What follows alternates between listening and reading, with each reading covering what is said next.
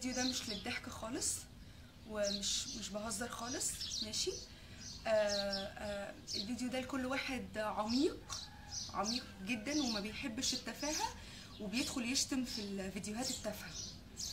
انا السبب ان انا بعمل الفيديو ده ان واحد امبارح كلمني وهو ليه كل الاحترام، بني ادم محترم جدا، دخل يكلمني بيني وبينه، مش داخل يشتم قدام الناس ولا داخل يعمل شغل نفسه، وقعد يقنعني بفكرة ان ما ينفعش البنات تعمل فيديوهات وان ده ليه يعني يضرني وغلط، يعني مش كويس ان بنت تعمل كده، وتسوى ايه لما واحد يخش يشتم والحاجات دي كلها.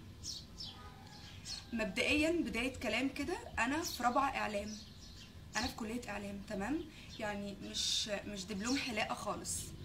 انا مش انا والله العظيم مش بتريق، والله العظيم، بس انا قصدي اقول اللي بيقعد يقول ان واحدة عايزة تقعد تعمل فيديوهات وتتشهر، انت عارف يعني ايه شهرة؟ الشهرة للي مش مريضين، الشهرة يعني اللي مش الشهرة المرض، الشهرة يعني ايه شهرة اصلا؟ شهرة دي يعني انك عايز لما تقول رسالة او توصل حاجة توصل لاكبر قدر من الناس، ده يعني شهرة، انك لما تقول حاجة يبقى عندك شريحة كبيرة من الناس بتسمعك، فلما تقول حاجة انت عايزها توصل لناس كتيرة جدا. الولد اللي كلمني ده عامل فيديو بيتكلم فيه بجد ومش تافه خالص، وبيتكلم على ان البنات ما ينفعش تعمل فيديوهات. الفيديو ده ما وصلش لحد ومحدش شافه.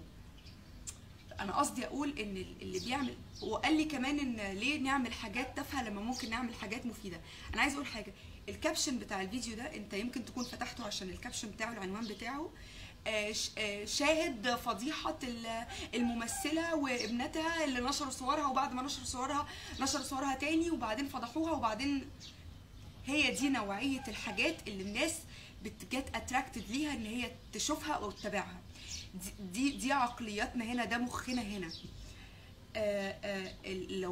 لو الحاجات التافهه اللي انت عمال بتشتم فيها دي اتشهرت عشان احنا هنا مجتمعنا ده بيشهر كل حاجه تافهه. انا مش قصدي انه عشان بيشهر كل حاجه تافهه فانا بعمل حاجات تافهه عشان اتشهر. انا هقول لكم مثال، دكتور باسم يوسف ليه كل الاحترام، ليه البرنامج بتاعه كان ناجح؟ هل عشان هو مبتذل وعشان هو بيقول فيه شتايم وعشان هو بيعمل الحاجات دي كلها؟ هل هو عشان كده كان ناجح؟ لا، هو نجح عشان هو بيخاطب الناس بمخهم، بيخاطب اكبر شريحه من الناس اللي هي الشباب. احنا ما بنشوفش اخبار، هو خلانا نشوف اخبار عشان قدمها لنا بالطريقه اللي احنا بنحب نسمعها، بطريقه السخريه، بنفس طريقه كلامنا، بالفاظنا اللي احنا بنتكلمها. عشان كده هو نجح وانتشر، ما نجحش عشان هو مبتذل. هو مش مبتذل اصلا، هو بيتكلم بطريقه كلامكم، بيتكلم واللي انا منها، يعني انا مش بقول ان بيتكلم بنفس طريقه الشباب، بيتكلم بطريقه اكبر عدد من الناس دماغهم كده، الشريحه الاكبر من الجمهور دي طريقه دماغهم ودي طريقه تفكيرهم ودي طريقه لغتهم. وانا ما افتكرش ان انا عمري مره قلت لفظ خارج ولا قلت حاجه مش كويسه ولا طلعت اتكلم ولا بلبس حاجه ما افتكرش ان انا مره عملت حاجه مش محترمه في اي فيديو ولا اي حاجه. ده هزار، انتوا ليه مش مخكم مش قادر يرتقي لفكره انكم تفهموا ان ده هزار؟ انا هقول لك مثال، اللي بيخش يشتم ده، انت لو عندك واحد صاحبك وانت عارف ان هو رخم وهو عارف ان انت عارف ان هو رخم، واصحابكم اللي خارجين معاكم عارفين ان هو رخم، ماشي، وحب مثلا يقول نكته، حب يضحكوا مثلا وقال نكته سخيفه، انت هتقول له ايه؟ واحد صاحبكم اللي قاعدين، على فكره انت رخم وبطل تقول نكت، على فكره انت سخيف، انت مش هقدر طبعا اقول الشتايم اللي انتوا بتقولوها، هتقولوا له كده. وده واحد صاحبكم خارج معاكم، يعني اللي بيقول حاجه سخيفه يا تسكت يا ما تخرجوش معاكم تاني، يا هتسكت مش هتشتموا.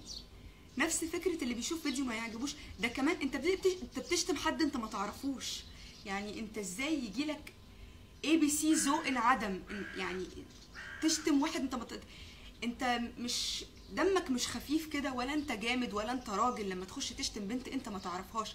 انا ما قلتش حاجه اذتك، انا ما عملتش حاجه اذتك ولا قلت حاجه اذتك، انا مجرد بهزر، هزاري دمه تقيل ما عجبكش وايه موضوع ايه التفاهه دي وايه المستفاد من انا مش هو انت بنسبه 60% من الحاجات اللي بتتشير على الفيسبوك الكوميكس احنا كلنا بنشير كوميكس. هل انت لما بتشير كوميك واحد بيخش يكتب لك على فكره الكوميك ده ما فيهوش رساله، ايه العميق في الكوميك ما يعني لما بتكتب بوست هزار حد بيخش يكتب لك على فكره البوست ده دمه تقيل، ابقى اكتب بوستات هادفه.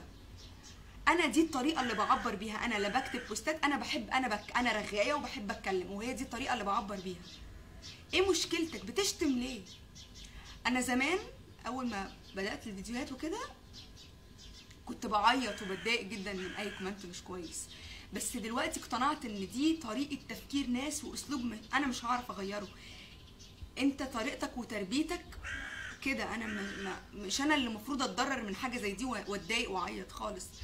انا وعامله الفيديو ده مش عشان متضايقه من شتيمه خالص، انا بس بوضح فكره انا ليه بعمل فيديوهات. مش عايزه اتكلم في مبدا ان بنات يعملوا فيديوهات، انا بتكلم عن نفسي وبس.